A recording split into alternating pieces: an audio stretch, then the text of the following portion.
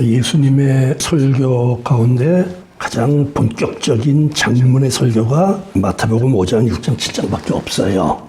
이게 산에 올라가니까 산에서 하셨다 이렇게 돼 있고, 그래서 가버나움 쪽에 가면은 예수님이 그 설교했다는 장소라고 하면서 이렇게 알려주는 데가 있어요. 그러면 오병이어의 기적이 일어난 그날은 하루 종일 설교한 걸로 돼 있어요. 그리고 남자만 5,000명이 모였다고 그랬으니까 10,000명은 모였다고 봐야 된다 이래요. 어린아이 도시락 나갔으니 어린아이도 있었다는 얘기. 근데 그 내용은 없어요. 그러면 이 산상 설교, 이 가장 예수님이 하신 가장 긴 설교, 가장 본격적인 설교가 바로 오병이어의 기적과 관계된 그 설교가 아닐까 하는 생각도 이제 할 수 있는데, 그 오병이어의 기적의 설교에서는 들이라고 돼 있어요. 들판. 아무것도 없더라. 들판이라서 아무것도 없더라. 그래서 산과 들이라는 차이 때문에, 그럼 그 오병이어의 기적이 일어난 그 하루 종일 하신 설교는 왜 집중적으로 좀 기록하지 않았는가, 이제 이런 생각을 저만 하는 게 아니라 다른 분들도 그렇게 생각하는 사람들이 많이 있어요. 그래서 이제 우리가 설교를 하죠. 저는 목사가 되기 30년 전부터 설교를 했거든요. 예수 믿고 바로 그 해부터 설교를 했어요.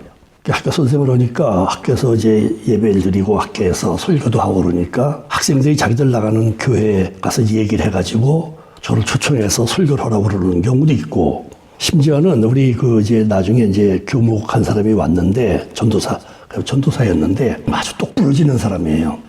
지금 원주 쪽으로 전철이 지평역이 마지막 여기로 돼 있을 거예요, 아마. 지평, 바로 거기 지평교회라고 있어요. 제일 오래된 이제 그런 교회인데, 거기를 담임하고 있는 전도사였는데, 한 12월 31일 날 저보고 와서 철회 기도회 설교를 다 하래요. 내가 그걸 어떻게 해, 밤새도록. 또 못한다는 말을 할 수 없어서, 우리 학생들 한 2명 데리고 이제 걸어다니는 데 차가 없으니까 버스도 없고 그 밤 시간에. 키로수로 한 5km는 넘을 거라고 봐요. 그래서 왕복을 걸어와야 되는 거예요. 그래서 학생들 한 2명 이제 혼자 다니는 밤에 나쁘니까, 그래서 3-4명이서 갔어요. 그래갖고 밤에 10시 동가 시작해가지고 아침에 5시 반까지 했어요. 혼자 서서 뭔 말을 했는지 하나도 몰라요, 나도. 설교 목적도 모르니까 그냥 하려니까 하는 거지, 뭐 어떻게 해야 되는지도 모르고 방법도 모르고 아무것도 몰라요. 이제 왜 주변 교회에서 저보고 이렇게 설교를 해달라고 그랬냐면은, 조그마한 교회 학생회, 중고등부 학생회를 내가 가서 한 1년이나 됐나 맡았어요. 청소년을 담당하고 있던 청년이 군대 가는 바람에 이게 부득불 저한테 온 거예요. 그래서 내가 이거 어떻게 하나, 하여튼 했어요, 맡아서. 그냥 무슨 설교를 했는지도 모르고 전혀 몰라요, 저는. 한 토요일마다 모여서 예배를 드려요, 밤에. 그랬는데 한 10명 남짓이 나왔었는데 석 달 사이에 80명이 됐어요. 그러니까 이제 난리가 난 거야. 이제 그래서 소문이 나고 여기저기서 오라고 그런 거예요, 그때. 근데 설교의 목적도 모르고 설교한 거예요, 사실은. 뭔 말을 했는지도 전혀 모르고 설교를 한 거예요. 근데 여기 오늘 이 본문을 보니까 앞부분이 팔복이라고 그러죠, 우리가. 복을 주시려고 설교하는 거더라고. 결론이 복을 주시는 거예요. 설교를 통해서 하나님의 복을 주시는 거예요. 하늘나라 복을 주시는 게 설교라고 이렇게 볼 수 있어요. 그래서 이 복이라는 게 인간에게 가장 소중한 가치예요. 시를 아마 여러분 좀 기억하시는 분 있을 거예요. 칼 헤르만 부세라는 오래된 1세기 전 독일의 시인이 그런 거 같잖아요. 산 너머 하늘 저 멀리 행복이 있다고 사람들이 말하네. 들어보셨을 거예요, 그죠? 나 또한 남 따라 찾아갈 것만 눈물만 머금고 돌아왔네. 저 산 너머 하늘 멀리 행복이 있다고 사람들은 말하네. 행복이 없다는 얘기예요. 지상에서 아무리 행복을 찾아서 발버둥을 쳐도 그가 행복하다고 느낄 수 있는 행복을 확보하기가 어렵다는 얘기예요. 복이라는 말을 굉장히 좋아해요, 사람들이. 제일 좋아하는 단어는 복이에요, 전부가. 특히 중국 사람들은 말도 못해요. 우리도 옛날에 대문에다 복복자 크게 써서 붙여놓은 집들 복이 들어오도록 대문에다 글자를 써붙여요. 요새는 그런 벽에가 없는데, 내가 어렸을 때는 벽에가 전부 둥글었어요. 동그란 벽에 전부 크고 작고 차이고. 근데 그 벽에의 양쪽 끝에 복자를 수놓은 것을 붙여놨어요. 그러니까 복을 메우지 않은 거예요, 맨날 2개를. 그냥 복이야, 복 받아라. 복 많이 받아라. 복소리가 우리 일생 동안에서 가장 빈번하게 사용되는 단어다. 제일 바라는 것이다. 최고의 가치다. 그렇게 말해요. 이 중국 사람들은 우리보다 더해요. 근데 이 세상에 그렇게 우리가 추구하고 목적을 갖고 몸부림치면서 얻으려고 하는 복이 행복이죠, 말하자면. 그 복이 사람의 노력과 의지 뜻대로는 안 된다 하는 걸 알 수 있어요. 그걸 여기서 말씀해 주시는 거예요, 지금. 그래서 맨 먼저 뭐라고 나왔어요?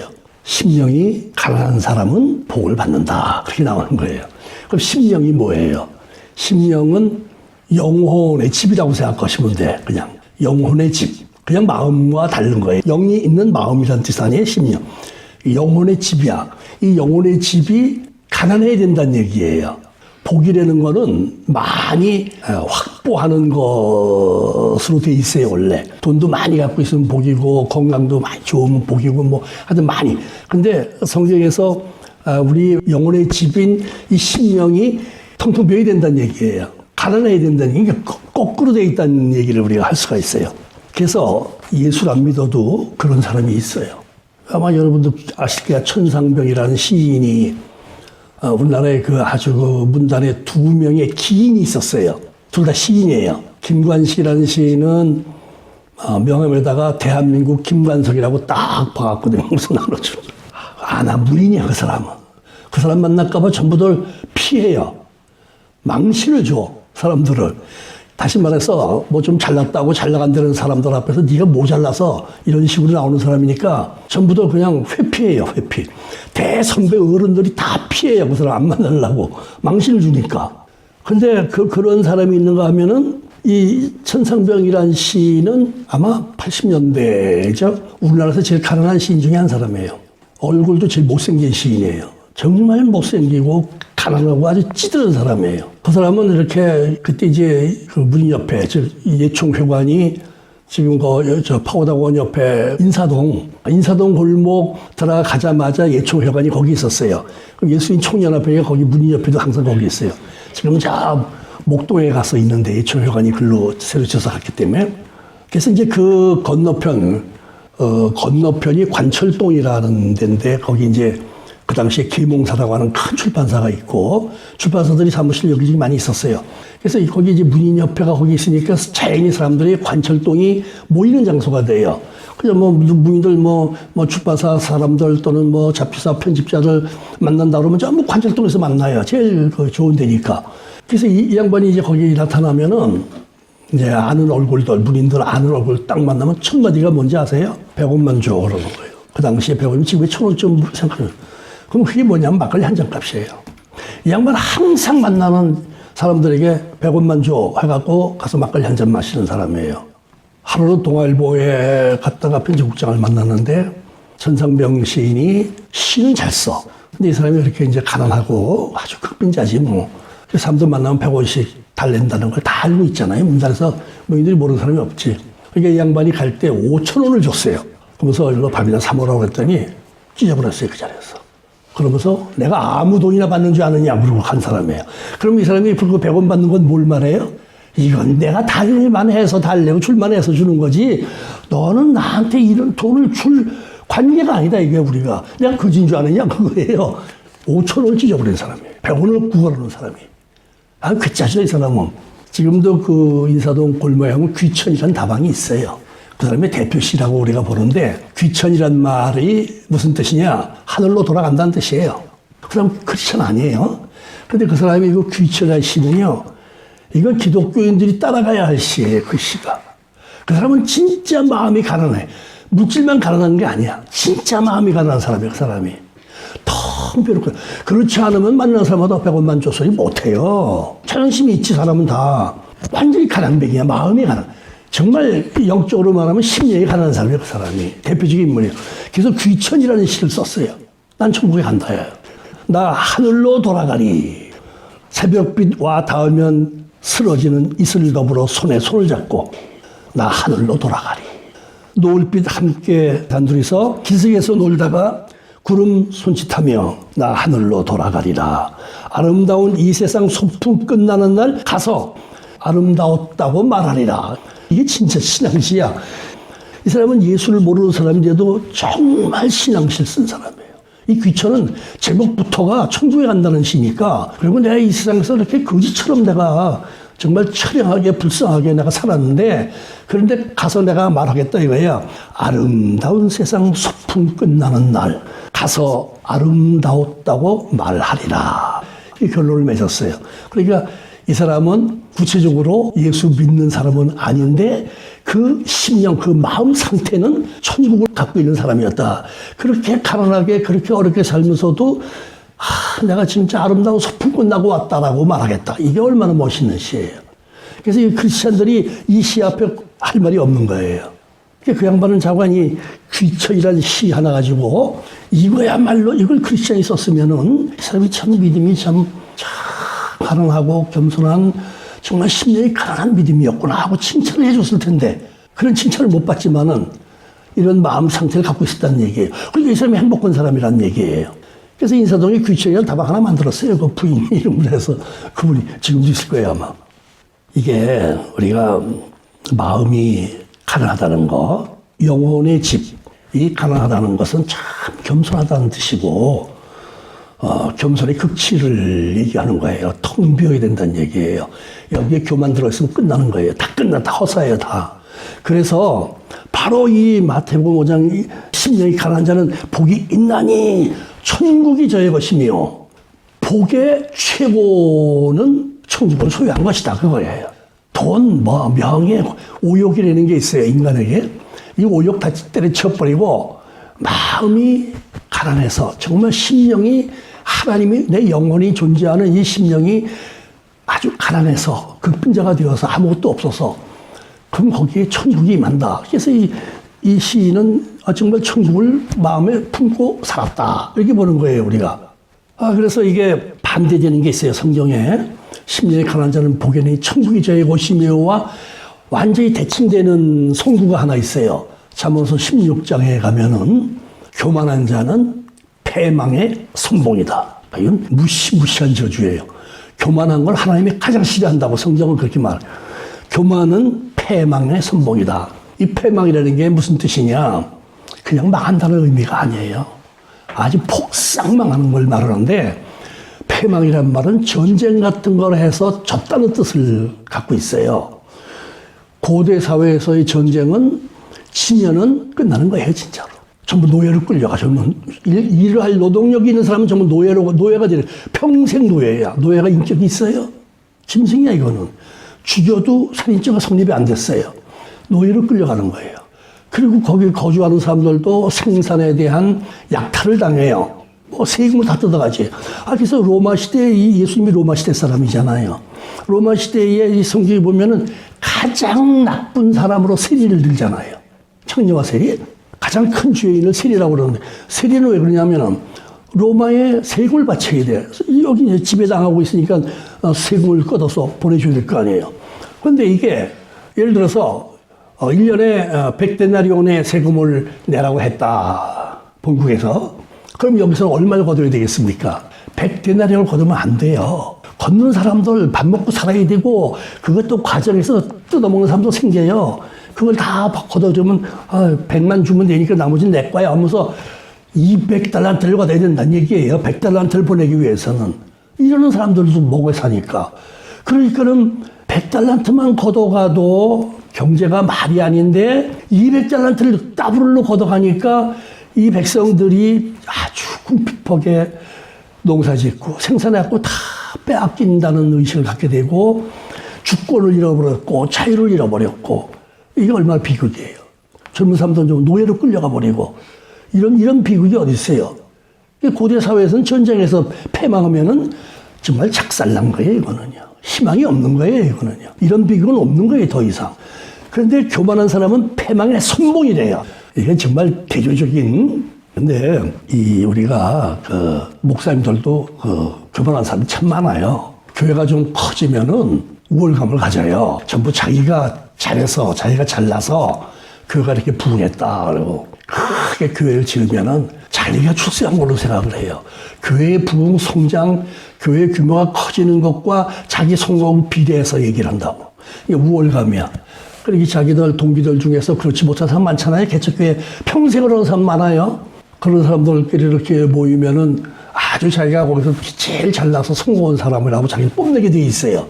그거는 정말 큰 죄라고 나는 생각을 해요. 왜? 그 사람 잘나서 그런 거 아니에요. 하나님이 그 사람 사용해 주는 거야. 자기를 그렇게 사용해 주니까 감사가 그만큼 크면 되는 건데, 이거는 감사가 큰 게 아니라 내가 잘났다. 내가 이렇게 잘났다. 나는 이렇게 크게 잘났다. 이거 얘기하는 거예요. 이러면 지상의 최대의 그 메가처치라고 하는 게 그 LA에 있는 그 유리 크리스탈 교회 지어놓고 30년 만에 부도가 나서 넘어갔습니다. 좀 교회 아니에요. 성당이에요, 지금. 한 대도 못 넘겼어요. 로버트 슐러라는 이게요. 우리나라도요. 여의도 순복음교회가 거대한 교회를 지으니까 경쟁적으로 교회를 크게 지으려는 그런 교회들이 많이 생겼어요. 그렇게 해서 교회를 욕심을 내서 자기 성공을 나타내는 어떤 그런 모습으로 보기 때문에 지어놓고서는 지금 이 코로나 맞아가지고요. 교회가 좀 경매에 나온 게 많습니다. 송파에 아주 새로운 그 아파트 단지가 헐고 다시 재건축한 저기로 가서 교회를 크게 지으면은 사람이 많이 올 거다. 그건 맞는 말이에요. 그래가지고 그 가난한 아파트였는데 그거 몇 년 동안에 이제 아주 큰 단지로 만들었어요. 그랬더니 어느 교회가 거기 와가지고 그 아파트 앞쪽에다가 교회를 크게 아주 멋있게 졌어요. 경매에 올라와 있어요. 그게 사람이 없으니까. 그리고 그렇게 지으면 그게 빚이 많이 내서 지거든. 그거 못 갚으니까 경매에 올라가 있다고. 그러니까 이게 교만한 거야. 이게 교만이 아니라고 생각해. 그냥 교회가 부흥하고 교회가 커지면 교만해서 이게 자기가 잘났다고 생각하지 말고, 야, 하나님이 나 같은 못난 걸 이렇게 써주시니 감사하다고 그래야 되는데, 내가 잘난 거에 비례해서 내가 이렇게 되니까 이게 자랑거리가 패망의 선봉이라니까요. 목사도 별 수 없고 재벌도 소용없어요. 패망의 선봉이 하루아침에 하는 거예요. 하루아침에 추락하는 거예요, 그대로. 그래서 이 교만은 바로 이 산상보훈의 첫 번째 복음. 심령이 가난한 자는 복이 있나니와 대칭되는 교만은 패망의 선봉이라는 거를 우리가 의식을 해야 돼요. 좀 잘 되면은 요걸 꼭 생각해야 돼요. 하여튼 패망의 선봉이야. 맨 먼저 망한다는 뜻이에요. 그래서 그게 이제 하나의 그 장애라고 그래요. 그 교만해지는 거 있죠. 교만 자기 자랑하는 걸 장애로 보더라고, 심리학 쪽에서. 내가 그거를 자기애성 정신장애, 성격장애, 자기를 사랑하는 성격장애, 장애라고 그러더라고. 그러한 장애를 갖고 있으면 이제 자기가 좀 성공적으로 하고 좀 잘한다고 생각하면 그런 게 목사님들도 많이 생겨요. 자기가 잘났다고 자꾸 얘기를 하게 되고 자랑하게 되고 그런 우월감을 갖게 되면은 다른 사람은 조금 이렇게 낮춰보게 되는 이런 게 생겨요. 근데 그거는 어떤 경우에 더 그렇게 되냐면은 예를 들어서 시골 아주 촌구석에서 정말 꽁보리밥이나 먹고 나물이나 캐서 먹다가 그러다가 어떻게 해서 서울에 와서 목사가 돼가지고 목사를 부자 동네 가서 그래도 제대로 된 교회 하나 딱 세웠다. 그럼 그 사람이 이제 그렇게 교만해질 수 있는 가능성이 매우 많아진다고 그래, 그런 사람들이. 이게 밑바닥에 있던 사람들이 조금 올라오면은 그렇게 될 수 있는 가능성이 많대요. 근데 좀 잘났고 좀 잘 나가던 사람들은 그렇게 좀 잘 돼도, 더 잘 돼도 그런 장애는 안 생긴다는 거예요. 심리적으로 이제 그런 게 있다고 그래요. 그래서 그거는 이제 병이다. 그래서 그건 장애를 치료해야 된다. 그 외에는 고칠 수가 없다. 그렇게 돼 있다. 자, 그래서 이 심령이 가난하다는 거, 이건 정말 하나님이 주시는 복, 근본적인 복, 첫 번째 복을 받는 절대적인 비결이다라는 걸 우리가 여기서 알 수 있고, 예수님이 본격적인 설교, 이 장문의 설교를 이렇게 시작했다는 거, 이 복으로 시작했다는 거, 사람이 다 복을 원하는데 그 복으로 시작했다는 것은 이게 우리 즐겁게 해주는 거거든요. 즐겁게 해주는데, 그러면 너희들이 어떻게 하면 그 복을 받을 수 있느냐 하는 것을 이제 초점을 맞춰서 우리가 좀 생각을 해야 된단 말이에요. 환경이 아무리 좋아도 그걸 자기가 추구하는 행복, 복, 그걸로 이렇게 만족하지 못하는 사람이 많아요. 인간은 다 그래요. 근데 그게 근본적으로. 아담과 하와가 에덴 동산을 독점하고 살았잖아요. 아니, 그거보다 더 좋은 환경 조건이 세상 천지 어디 있겠어요, 그거. 근데 그걸로 만족을 못해요. 하나님처럼 되자야. 하나님. 교만이 들어간 거예요. 패망했잖아요. 아담과 하와가 그 좋은 조건에서 그렇게 죽지 않고 사는 몸으로 만들어진 겁니다. 그렇게 사는데 저들이 하나님처럼 되려고 욕심냈다가 교만이 들어간 거 아니에요? 어떻게 됐어요? 패망했잖아요. 쫓겨나서 이건 뭐 죽으라고 고생하면서 한평생을 살게 돼 있어요. 그러니 생각해 보세요. 아담으로부터 한 10배속까지는 보통 막 900년을 살았거든. 아마 지겨웠을 겁니다. 900년 살기가.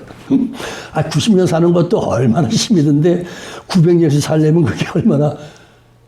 그것도 사람이니까 사람은 다 욕심이 있고 갈등이 있고 말이야. 뭐 문제가 있게 돼 있는 거니까. 그게 얼마나 힘들었을까. 그런 생각이 들더라고. 지금 80년, 90년 사는 것도 이게 쉽지가 않다고 이게 지금. 그래서 우리가 정말 주님이 말씀하신 대로 마음이 비어 있어야 되겠다. 겸손해야 되겠다.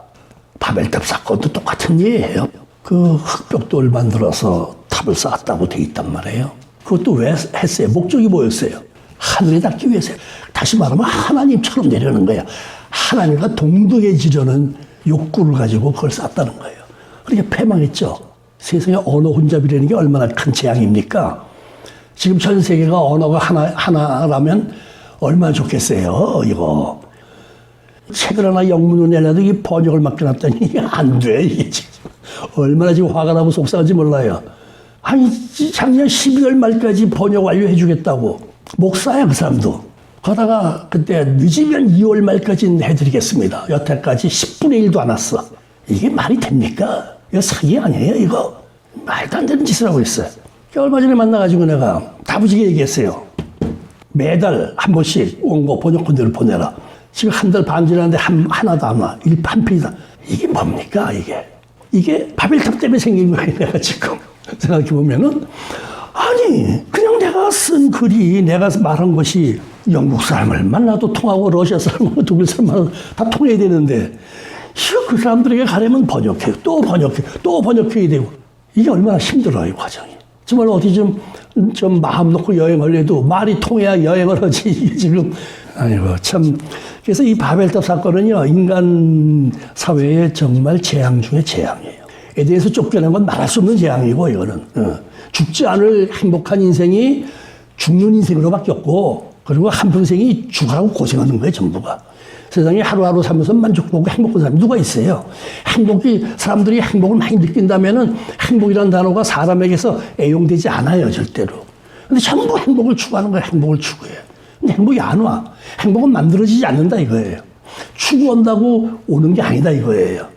그런데 그런 걸 그래도 행복해지려고 하니까 결혼하는 것도 행복해지려고 하는 거고, 공부 열심히 하는 것도 행복해지려고 하는 거고, 돈 열심히 버는 것도 전부 행복해지려는 목적으로 하는 건데, 행복해집니까? 절대로 행복하지 않아요. 오욕은 없어지지가 않아요. 이건 채워지지가 않아요. 그렇기 때문에 행복은 없는 거예요, 인간에게. 그래서 예수님께서 진짜 행복이 뭐라는 걸 말씀해 주시는 거예요. 심령이 가난한 자는 천국이 저의 것입니다. 아니, 천상변 시인은 기독교인이 아닌데 마음이 천국이었다고, 이 사람이. 이 세상에서 내가 참 아름다운 세상 소풍 끝나는 날 내가 하늘나라로 가겠습니다. 그러니까 우리가 크리스찬이면서 몇십 년씩 예수 믿으면서 우리 마음이, 우리 심령 상태가 가난하지 못하기 때문에, 빈집이 아니기 때문에 다른 것들로 많이 채워져 있어서, 이 세상적인 것들로 채워져 있어서 영혼의 집이 영혼으로 채워지지 못한다, 이거죠. 다른 것들로 채워져 있다는 뜻이에요. 그거는 다 버려라. 그래서 네 영혼이 가난한 빈집이 되어야 내가 그 안에 들어가면은 너는 천국이야. 거기가 바로 천국이야. 네가 천국을 느끼는 거야. 천국을 가야만 천국이 아니다, 그런 얘기예요. 천국을 누리고 천국을 느끼면서 천국을 소유하고 사는 사람이 진짜 천국인데, 그거는 이 영혼이 내주하는 집에 이것저것 돈, 무슨 욕심, 이거 끌어다가 채워놓고 될 수가 없다는 얘기예요. 이게 진짜 가장 심오한 말씀이다, 이렇게 봐야 돼, 성경에서. 예수님이 아주 작심하고 지금 말씀하시는 거예요, 정말. 이 팔복에서 이 복이라는 단어는 우리가 말하는 행복하다, 해피가 아니에요, 이게.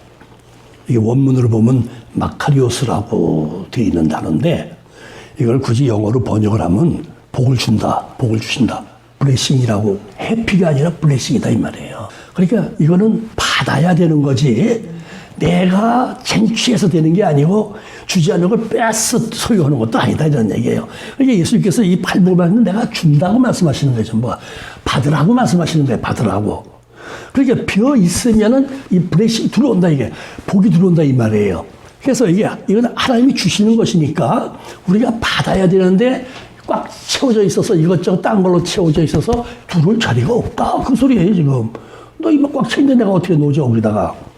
그래서 이걸 받는 것인데 이 받으려면 어떻게 해야 되느냐. 여기 쭉 우리 반복해서 나오는 게 뭐예요? 4절에 보면 그러면 위로를 받는다 그러잖아요.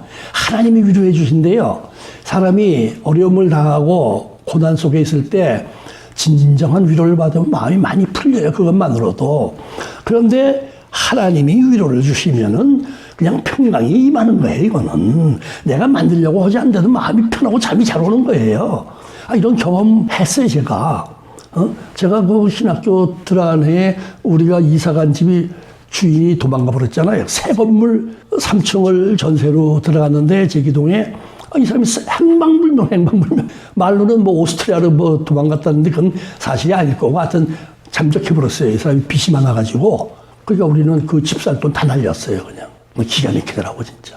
그래서 이제 뭐 방법이 없어서 그때 이제 신학교에 가면은 상역 교수들이 들어와서 강의와 관계없이 신학교 연분으로 하루 3시간씩 기도해야 됩니다 하는 말들을 다 해. 아주 약속이라도 한 것처럼 그렇게 하더라고. 근데 강의가 맨날 해. 전 나들으라고 하는 소리 다 하는 생각이 들어서 내가 집에 와서 그랬어요. 그때 이제 우리 두 아들이 전부 꼬맹이 때지 이제. 그래서 이게 방법이 없어서 제가 그때 야간을 다녔는데 밤에 와가지고요. 하루에 3시간씩 기도를 작정을 했어요. 그러면서 이게 우리 예배를 드리자 그러면 작정 예배를 드리자 천일 예배를 드리자 그랬어요. 했어요. 그래서 매일 성경을 창세기부터 멍자리 하루 한 장씩 읽고 찬송 부르고 같이 기도하고 이제 이걸 매일 오고 그런 다음에 나는 이제 혼자서 또 3시간 채우느라고 그거 못 채우면 그 이튿날 차 타고 가면서 하고 뭐 이런 식으로 해서 하여튼 내가 했어요. 그거를. 그런데요. 지금 이 집이 경매에 올라갔어요. 이거 누가 낙찰되면 우린 쫓겨나요. 돈도 못 받아요. 이거 큰일 났더라고 진짜. 근데 그렇게 해서 쭉 우리가 예배 드리고 기도하고 쭉 했더니요. 어느 때부터인가 근심 걱정이 싹 사라져 버려요. 마음이 편안해져요. 그 이제 문화예술인 선교회를 그때 만들었어요, 제가. 사람들 한 50명이 모였는데, 거기서 이제 문제 있으면 내놓고 기도합시다 하고 하거든요. 제가 그거 기도 제목 안 내놨어요, 거기다가. 한 분이가 있을 거예요, 아마. 그랬더니, 그 다음부터는 사람들이 만나면은, 어떻게 됐습니까? 어떻게 됐습니까? 그거 물어봐. 쫓겨나니까 우리가, 내가 그랬어요. 괜찮다고 나는. 진짜 마음이 편안해서 괜찮다 그랬어요. 그때 우리가 근심, 걱정, 그것 때문에 불안해하지 않았어요. 마음이 평온이 오더라고, 평안이. 결국 그냥 편안한 마음으로 지냈어요. 그랬더니 그게 그래도 우리가 그때 손해를 많이 안 봤어요. 경매받은 사람이 우리에게 많은 돈을 줬고 또 문인주택 짓는다고 저 판교 쪽에 짓는다고 그래가지고 현장 답사까지 다 하고 계약금까지 다 치렀어요. 그때 내가 계약금을 200만 원, 300만 원 줬을 거야 아마 문인협회에다가. 그래서 그것도 내가 해약하겠다고 이제 집을 이제 이사 가야 되는데 돈이 좀 모자라 300만 원이 모자라 원금에서. 그러니까 많이 채워진 거죠. 모자라서 했더니 도장 갖고 나오세요. 도장 갖고 나갔어요. 근데 그 다음에 문인협회 이사장이 된 그 송춘복이라는 시인이 있는데 양반이 그래. 양 선생 해약하지 마. 그래요. 왜요? 오늘 김동리 선생이 청와대 들어갔어. 대통령 만나러 전두환이. 들어갔는데 오늘 들어가면 거기 문제 다 해결될 거야. 그러면 값이 확 뛰어올라. 우리 해약하지 마. 저 당장 있어야 됩니다. 해약했어요, 내가. 그거 여태까지 해결 안 됐어. 나만 해결했어요, 나만. 그래가지고 아주 길거리에 쫓겨나는 신세를 면했어요. 정말 면해버린 거예요. 마음에 이게 평안이 오니까 잘 되겠지. 이런 이제 긍정적인 그런 생각. 그러니까 이 마음을 비우면은 문제될 게 없어요, 정말. 이걸 채우려고 하니까 자꾸 문제가 되는 거야. 걸림돌이 자꾸 생기는 거야. 하나님이 주시는 게 복이에요.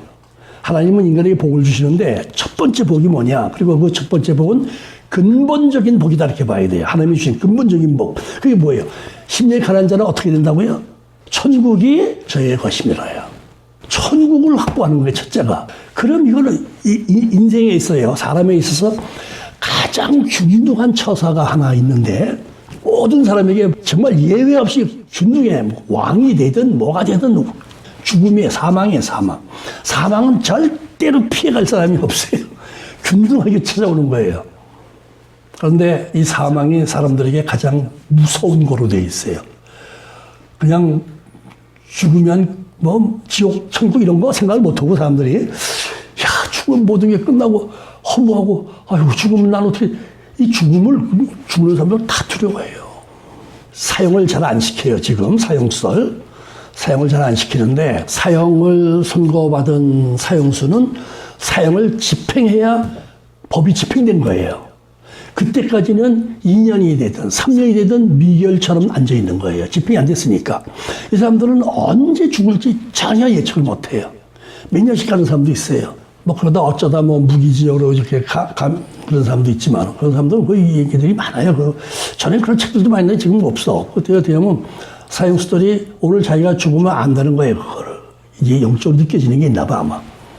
그래서 교도관이 와서 문을 착 열고 몇 번 나와 그러면 방에서 안 나가려고 버틴대요. 다른 때는 그런 게 없는데 사형 집행하는 날은 안 나가려고 이게 아는 거야. 느껴지는 거야. 이게 죽을 때 되면. 소나 이런 거 도살장에 끌려가도 안 다루잖아요. 소가. 되지도 안 돼요. 이게 죽음이라는 건 이렇게 심각한 거야. 생명에게. 그래서 교도관이 한 명이 가서 미러 같은 거 할 때 무슨 몇 명 나와 하면 되는데 이거는 그냥 몇 명이 가야 되는데 여럿이서 가서 강제로 끌어내야 되는. 그래고 가잖아요. 형장까지 가는 동안에 요만한 돌비 하나 있어도 그걸 피해가 되잖아요. 넘지 않아. 그러니까 0.1초라도 더 살으려고. 얼마나 무서웠겠어요. 얼마나. 제일 무서운 게 죽음이에요. 그런데 천국이 저의 것입니다 했으면 그 사람은 어떻게 됩니까? 괜찮은 거예요. 그냥 평안한 거예요. 그러니까 순교가 나오는 거야. 순교가. 그 사람은 순교를 어떻게 해? 무서워. 제일 무서운 건데 인생에서. 그래서 순교자가 있는 거예요. 그래서 이 순교를 할 수 있는 순교를 하는 사람들은 100% 천국에 그의 것이 되어 있는 거예요, 벌써. 무섭지 않은 거예요, 그거. 그래서 최고의 복, 근본적인 복, 하나님이 주시는 최고 수준의 복은 심령이 가난한 사람에게 주시는 천국이다. 되어 있어요. 그래서 이 아까 얘기했던 그 천사면 시인 같은 사람은 기독교인이 아닌데도 마음이 이렇게 빈 상태. 나 100원만 줘. 하고 와서 막걸리 한 잔 사먹는, 그게 아무렇지도 않은. 그냥 정말 남들이 나보고 거지라고 할 사람도 있을 거고 말이야. 근데 자존심은 그게 아니야. 5천을 줘도 그 자리에서 찢어버릴 수 있는 사람이야. 난 너 같은 놈이 주는 돈 안 받아. 이러고. 만약에 넌 날 거지 취급해서 이걸 줬다 이거야. 친구로서 준 게 아니고. 얼마나 멋있는 사람이에요. 그래서 예수를 믿는 사람들이 그만 못하다 이거야 지금. 그만 못하고 그저 더 채우려고. 여러분 생각해 보세요. 매일 1,000원씩을 만에 만난 사람한테 1,000원씩 차비 1,000원만 줘 해서 쓰던 사람이 누가 5만 원을 주면은 뭐라 그러겠습니까? 엎드려 절할 거란 말이에요, 이거는. 근데 그게 아닌 거거든요. 그래도 자기 인격 있고 자기 자존심 있고 그런 가운데서도 그는 사람을 볼 줄 알고 저 사람이 나를 어떻게 대하는지 그 마음을 읽을 줄 알고 이런 거는 내가 마음이 비어있지 않으면 안 되는 거예요, 이거는. 그래서 최고의 복, 일상에 하나님이 주시는 최고의 복이 진짜 복이지. 이 복은 심령이 가난한 자야 되고 그럼 그 복을 받는데 그 받는 복이 천국이다 그랬어요. 마음에 우리가 천국을 품고 살아간다. 그렇게 돼 있어요. 그 천국을 품으면 뭐가 있어요? 평안이 있는 거예요. 기쁨이 있는 거예요. 그래서 성경에서 우리에게 요구하는 게 범사에 감사하라. 그런 거 말할 수 있는 거예요. 그게 없으면 어떻게 욕구가 많고 채워지지 않는데 원망, 불평이 나오지 감사가 나오겠어요. 심령이 가난해야 감사가 나오는 거예요. 그 감사가 그래서 그거는 어떤 조건의 감사냐면 범사의 감사니까 조건 없는 감사다 이런 뜻이에요. 비어있는 사람이 아니면은 천국이 소유되지 않은 사람은 그런 감사는 존재할 수 없다. 하는 걸 알 수 있어요. 그리고 사실 그래요. 이 세상에 살면서 뭐 돈이 떨어질 때도 있고 부족할 때도 있고 남한테 뭐 멸실당할 때도 있고 뭐 지위에서 낮아가지고 뭐 그것 때문에 굴욕적인 경험도 할 수가 있고 내가 남보다 못지않게 일하고 부진하고 다 이런데도 남만큼 못 살아서 오는 그런 어떤 피해도 있고 이런 게 다 있어요. 있는데 근본적인 것은 하나님이 주시는 최고의 복, 근본적인 복인 천국을 우리 심령 속에 갖고 있으면 우리가 받으면 이거 받으라고 하는 거니까 우리가 그걸 받으면 그 사람은 이 세상에서 가장 행복한 사람이다. 감사할 수 있는 사람이다. 마음의 평강이 있는 사람이다. 그렇게 볼 수 있어요. 그래서 일생이 힘들어도 고달퍼도 즐거운 소풍하고 있어 하면서 얼마나 멋있어. 이 소풍하러 왔다고 생각하면 얼마나 좋아. 어차피 갈 건데 소풍하다 가야지 죽어라고 고생하다 간다고 생각하면 비극 그런 게 있는 겁니다. 우리가 결론은 그렇습니다. 전에도 말씀드렸듯이 교만은 바로 이 마음을 비우기는커녕 내가 추구하는 욕구들로 가득 채워 있을 때 교만해지는 거지. 그런 거 다 털어내고 나면은 아무리 높은 자리에 있어도 겸손하고 아무리 부유해도 겸손하죠. 근데 없던 사람이 조금 생기고 조금 높은 자리에 올라가면 자기가 잘났다고 그런 사람들은 불행한 사람들이다 이렇게 보시면 돼요. 그래서 마음을 비우고 가난한 마음으로 하나님이 주시는 첫 번째 복, 심령이 가난한 자는 복이 있나니 천국이 저의 것이니요. 이 복이 우리 심령 속에 늘 충만해서 항상 평온과 감사를 느끼며 살아가는 그러한 하나님의 자녀들이 되시기를 예수님의 이름으로 축복합니다. 기도합니다. 거룩하신 하나님 감사합니다. 우리가 이 세상에 태어나서 많은 다양한 욕구들 때문에 그것들 채우느라고 번거롭고 땀 흘리고 갈등하고 싸우고 참 힘들게 살아가게 되기 때문에 우리가 불행합니다. 오늘 우리 주님이 하늘의 복을 주신다고 말씀하셨고 그 중에 첫 번째가 우리의 영혼의 집이 비어 있으면 가난하면 천국을 주신다고 하셨고 이 천국을 받으라고 하셨습니다. 우리가 받지 않으면 우리가 거부하면 우리는 천국과 관계없는 삶이 되고 맙니다. 그러므로 우리가 늘 마음 비우고 겸손한 자세로 하나님의 은혜를 받는 천국을 품고 사는 하나님이 사랑하는 귀한 자녀들만 되게 하여 주옵소서. 예수님의 이름으로 기도하옵나이다. 아멘.